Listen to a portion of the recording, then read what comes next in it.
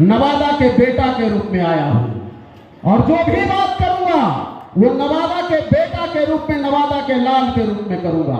नवादा सिसक रहा है, नवादा बड़ी पीड़ा में है और नवादा ठगता आ रहा है। जब से भारत आजाद हुआ है तब से नवादा को राजनीतिक दलों ने आज तक ठगने का काम किया है।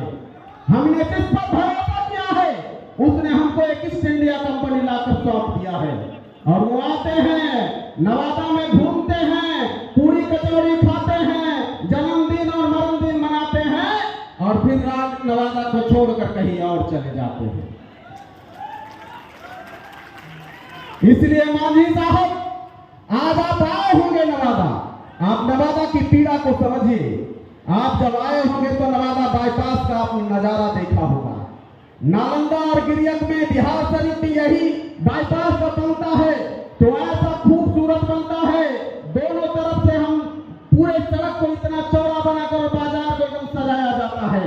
लेकिन नवादा में जब वही 4 लेन का निर्माण हुआ है तो उसको भारत और पाकिस्तान बना दिया गया है। न इधर के लोग उधर देख पाते हैं, न उधर के लोग इधर देख पाते हैं। नवादा के साथ एक ऐसा दोहरा रवैया अपनाया जाता है। नवादा में हमने मांगे नीतीश कुमार जी को, आपको हम सबको मालूम हो कि मैं हिंदुस्तानी आवाम मोर्चा के पहले जैसे हमारे नेता जनता दल यूनाइटेड में थे, मैं भी वही था जनता दल यूनाइटेड में।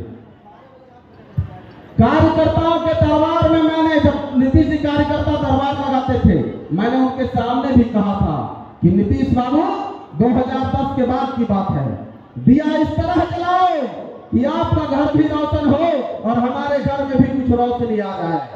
नालंदा को ऐसा सजाया उन्होंने और नवादा को ऐसा तड़पाया। इसका जीता जागता सबूत है कि आप सब कुछ तो बना दिए, लेकिन हमारा चीनी मिल बादशाहगंज में क्या हुआ?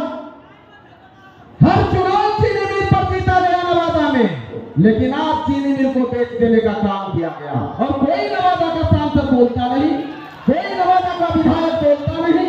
सब खामोशी का आवरण ओढ़े रहते हैं। इसलिए खामोशी का आवरण ओढ़े रहते हैं कि हम टिकट के दम पर उनको चुनाव देकर, वोट देकर सांसद बना देने का काम करते हैं और वो पर्यटन के रूप में नवादा का इस्तेमाल करके पैरन वापस हो जाते हैं। आज नवादा में क्या है? कुछ नहीं। एक भी ऐसा इंस्टीट्यूशन नहीं है, एक भी ऐसी व्यवस्था नहीं है। आज पूरा नवादा नारकीय स्थिति में है।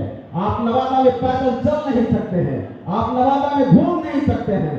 ऐसे तमाम झंझावातों से नवादा बेरोजगारी के आलम में आप इस भीड़ से पूछ लीजिए, ये भीड़ आपकी लाई, आपके कारण आई हुई भीड़ है। ये भीड़ कितने साल, कितने महीने साल में नवादा में रहते हैं? मैक्सिमम लोग अपनी मजदूरी कमाने के लिए, अपना पेट और रोजी रोजगार चलाने के लिए बिहार से बाहर कहीं जाकर रोजी रोजगार करते हैं। 11 महीना वहां अपना शरीर को खपाते हैं और फिर किसी तरह से नवादा में आकर अपना पर्व त्योहार मनाते हैं। ये मिला है नवादा को। बड़े बड़े लोग आए, अपर सकरी परियोजना तो कौन परियोजना तो क्या से क्या और किया क्या? सारे नदियों को खाली कर दिया बालू के माफियाओं ने। आज एक भी नवादा की नदी में पानी नहीं है। सारी नवादा की नदियों का बालू खा गए, कोई पहाड़ खा गए, कोई कुछ खा गए। माफियाओं के जंजाल में इस नवादा को लोगों ने, तमाम राजनीतिक दलों ने परोसने का काम किया है। लेकिन अब नवादा ने ठान लिया है कि अब हम माफियाओं के चंगुल में नहीं आने वाले हैं। और आपसे गुजारिश है, नवादा सबरी की भांति किसी राम का इंतजार कर रहा है। नवादा किसी अहिल्या की भांति श्री राम का इंतजार कर रहा है।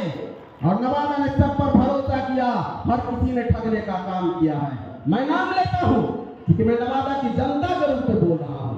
भारतीय जनता पार्टी को मौका मिला, हमेशा बाहर से सांसद। लोक जनशक्ति पार्टी को लोगों ने समझा कि रामविलास पासवान जी गरीबों के मसीहा हैं, हमारे दर्द को समझेंगे। उन्होंने भी बाहर से लाकर धरपसु को पटक दिया। और आज क्या स्थिति है? इसलिए आप में हम राम का अक्ष देखते हैं और आप गरीबी से ऊपर उठकर आए हैं। आप गरीबों का दर्द समझते हैं, आप मातृभूमि का दर्द समझते हैं। इसलिए उस सबरी और अहिल्या के तरफ हम आपसे भीख मांगते हैं या आप नवादा को अपने खाते में लीजिए और नवादा के किसी लाल को जिसने आपके पार्टी को खून और पसीने से सींचने का काम किया है, वैसे किसी लाल को आप टिकट देकर देने का काम करिए। नवादा पूरे बिहार में सबसे रिकॉर्ड मतों से चुनाव जीतेगा और पूरे भारत में आपका नाम रोशन करेगा। बहुत सारी बातें कहनी थी, लेकिन अब व्यक्ति परेशान मत होइए। दो शायरी कहेंगे, एक नवादा के लिए कहेंगे और एक अपने कार्यकर्ताओं के लिए कहेंगे। नवादा के लिए है कि खुद ही को कर बुलंद इतना, खुद ही को कर बुलंद इतना कि हम तकदीर से पहले खुदा बंदे से पूछे बता तेरी जगह क्या है।